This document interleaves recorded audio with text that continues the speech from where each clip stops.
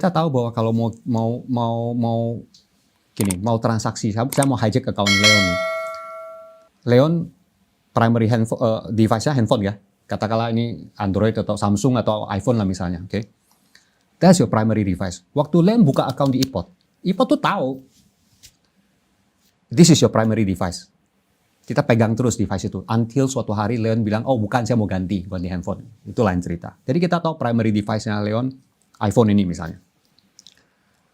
Kalau for whatever reason, you kena social engineering, kena phishing. Saya tahu emailmu, tahu handphonemu. Oke, I get hold of your email. Kita sering dengar dong email gampang kan? Orang hack kan lebih sering. Terus pada saat Leon, saya maling misalnya. Saya pakai handphone lain, handphone Android misalnya. I want to access your account. Kita di iPod pasti tahu. Oke. Oh kok device-nya gue nggak tahu. Kena prompt harus masukin OTP.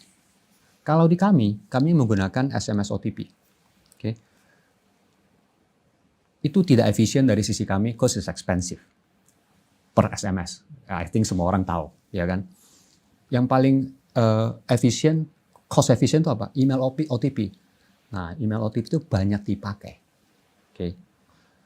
Kita tahu bahwa email itu lebih gampang dihack dibanding SMS. Oke. Kalau orang get hold of your email, apa bedanya sih? You terima OTP email ya, saya maling, saya dapat dong. Kalau misalnya udah punya login ke emailnya kan? gitu ya, jadi kan? OTP pun masuk ke email. Masuk dong, ya kan? Then I can access your account using device yang nggak pernah terregister. Saya bilang, saya mau registerin account Leon pakai device saya maling nih. Lolos. Leon punya saham blue chip ya saya jual. Terus saya kong kali kong sama maling teman saya di broker lain, pasang barang yang nggak liquid di harga selangit, saya beli. There you go. I mean, there's a reason why bank itu di Indonesia rata-rata pakai SMS OTP. If you notice, right? Kalau di luar negeri, kalau kita lihat literatur orang suka bilang, oh SMS OTP juga rentan. True. Kalau you di luar negeri.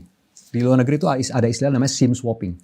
Jadi misalnya saya punya nomor handphone nih, di Amerika misalnya. Saya pakai Verizon nih, ya kan? Atau AT&T.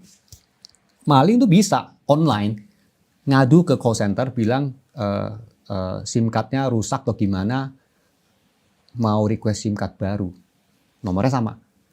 Dan karena saya ngerti di Amerika itu kita dengar itu mereka customer service mau lebih gampang, mau convenient.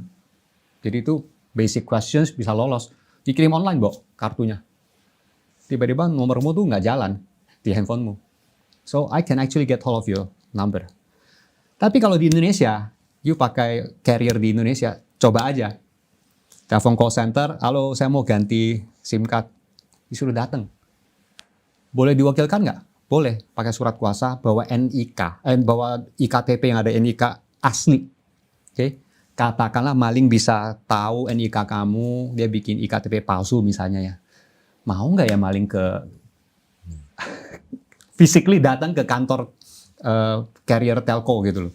Ada CCTV segala macam. Nggak mau. Jadi Indonesia itu kita bersyukur lebih aman lah ya.